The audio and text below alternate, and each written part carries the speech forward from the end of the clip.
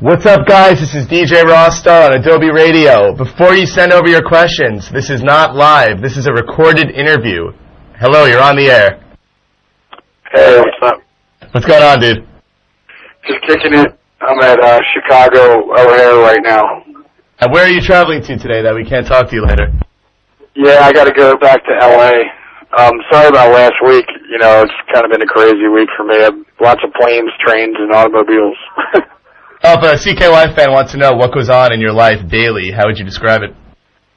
Well, lately it's just been a lot of airports and, you know, crazy security. Like today, they did everything but, like, slap on the rubber glove, you know, like, bend overboard, you know? But, yeah, I mean, just lots of traveling. We've been doing a lot of shows lately. Cool. Now, do you always travel by plane, or do you have buses from time to time? I'm sorry, what was that? Do you always travel plane to plane, or do you use a bus or a van? Yeah, well, it's been weird because a lot of these shows now are kind of like one-off shows, so we've been flying to them all. Like, we just did a free show in Chicago, that's why I'm here. But, yeah, I mean, usually we do tour around on a bus, like, if we do, like, a proper tour, you know. But, this tour has just been crazy. Lots of traveling, lots of planes, lots of, you know, crazy stuff like that. So for the average kid, if they don't know a lot about CKY, can you give us, I guess, a brief bio? Yeah, well, I think we're trying to bring back some guitar rock, you know. Some guitar riffs like old school days, kind of like Metallica or Zeppelin or, you know, along those lines. No power chords, really, just lots of guitar rock.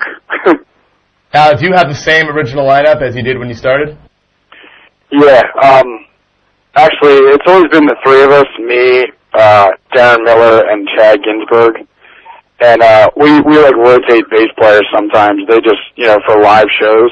But it's always been the three of us. So we know that Vern just left the band, correct? Yeah, I think it's looking to be permanent. Which is okay. We've gone through a million bass players, you know. Now, when you get more bass players, do you have auditions, or do you just ask your friends? We pretty much just ask around, you know, in town and see who's good, and we kind of like scope out shows of bands that, like, that's how we found Vern. He was playing in a bar in Pennsylvania, and we checked it out, and he seemed like he was good. So he was in the band for about a year or two up until now. Now, being in the band, does he incorporate anything into the CD? Does he help write the lyrics or anything? No, when we make our albums, it's always me, Darren, and Chad. It's never really, you know, we're kind of like the Spinal Tap of bass players, you know. We go through a million of them. So, I mean, the only solid lineup has always been us three. So right now, today, do you have any clue who's going to replace him, or you're not even sure yet? I'm sorry, what was that? I was going to say, so right now, today, do you have any clue who's going to replace him, or you have to still look now? No, well, we're just going to continue to make our new record, and I don't know. We won't have to worry about it until we play another show, which probably won't be for a few months. So when this new album comes out, is it going to be something completely different, or are you going to try to keep the same formula that works for the kids? Yeah, well, we did about 8 songs so far, just the music, and it sounds amazing. Like, we experimented with a lot of different guitar sounds. A lot of the songs have up to 6 to 7 guitar tracks with like 3 or 4 different amps. So it sounds like nothing I've heard, really. So, I mean, I'm really looking forward to it. It's gonna, our other 2 albums are kind of, you know, they don't really hold a I mean, I liked both albums, but this new one's just like on a whole new level, you know? It's crazy. Like, we just keep getting better and better, I guess, with time, you know? I remember last week a bunch of kids, like, they liked some of your music, but they didn't have a CD, and they wanted to know personally if you like Volume 1 or Volume 2 better. Well, Volume 2 isn't really a record. It's like a soundtrack to some skate videos that we did, like, songs for, and just stuff like that. We just had a bunch of stuff lying around that wasn't on our other 2 albums that we just compiled and put it on a CD and called it Volume 2, you know? So I don't really count that as an album. But I think it's hard to choose between Volume 1 and Infiltrate, Destroy, Rebuild. I think Volume 1's a little more raw, and IDR is a bit more polished and a bit more, like, those songs actually have choruses and stuff, you know? Like, Volume 1 is kind of out there. It's a great record, I mean, but it's definitely, like, you have to be a big fan of guitar rock to get into Volume 1.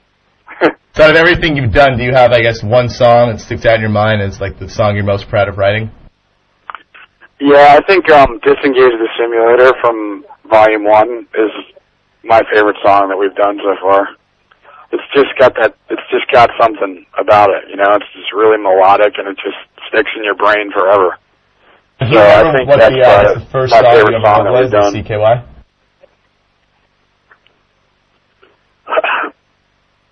Sorry, you still there? Really bad connection. Sorry, that's it. Do you remember, like, what was the very first song you guys wrote together? I think it had to be Rio Bravo. This is the first time we met Chad Ginsburg, and we all, like, worked together and wrote a song, and I think it was Rio Bravo. And were you in any other bands before this that maybe recorded some albums people could find online? I was in a metal band called Foreign Objects, which is actually, there's a Foreign Objects re-release coming out. It's more like rock, like, or math rocky kind of stuff, you know, like, a little bit like Dillinger Escape Plan, but crazier. But, yeah, that's gonna come out, it's on Amazon, it's gonna come out, I think it's Halloween. Nice, nice. And by then, are you going to be touring again, or are you taking how many months off? Yeah, we're gonna take some time off to, finish up this album. And do you already have a lot of the songs written, or are you halfway done, or? Yeah, you know, about 8 songs done of, just the music, like I said earlier, but, we're working on lyrics right now, and, you know, vocal tracks take a long time. That's like the most difficult part of making an album, you know, especially when you have a lot of harmonies and stuff like on our albums. So, I don't know, we're hoping we'll get it out by, like, early next year. Awesome, awesome. Now, I saw on your site you have a section where kids ask you questions and you answer them. I saw tons of ridiculous ones. What is, like, you think the most ridiculous question anyone's asked you on that page? Man, I don't know. There's been a ton of crazy ones. Just, you know, like, I can't even think of anything, but I like to go on there. Like, I go on there whenever I get a chance. It's kind of therapeutic, you know, to answer all those questions. It's fun. Are you honest with each person? Yeah, I mean, I try and read all the questions. There's so many, but, yeah, I mean, I try and answer them as honestly as I can. And, I don't know, I mean, there's a lot of funny stuff on there. It's good. It's like, it's become kind of like the, you know, Dear Abby section of our website, you know, like people go there every day just to read what's going on. It's funny, because I get a lot of my news from that, too, you know, like kids will just say, hey, you know, it's, Darren's birthday, and I totally forgot, and then I'm like, oh, okay, and I call Darren, like, happy birthday, you know? Thank God for SCKY, I would have never known, I would have forgot, you know? That's crazy, stuff like that. I think the last thing I read, actually, when I looked at it, was some girl was asking if your brother was going to be at the show, and I don't know if it was you, but someone said, like, stay the F home. Is that a common problem you have? Yeah, sometimes you get those kids, you know, that just want to see, like, somebody from the show. Which, I mean, you know, they're all our friends, and we're closely tied together with the videos, the CKY videos, and the CKY albums. And, you know, sometimes they are at the show, so it's understandable. But, yeah, it gets old after a while. Like, some people are just like, oh, this is a rock and roll show. Like, I was expecting it to be some kind of crazy Jim Rose circus type thing, you know? We're just like, what? You know, you totally have the wrong idea. Whoever gave that answer online, it was so blunt. It was awesome, man. I'm sorry, what was that? Whoever gave the answer to that person online, it was so blunt. It was just like, stay home. I thought it was good. You handled it, you know, the good way. Yeah, that was no doubt Chad. He's always pretty blunt with people.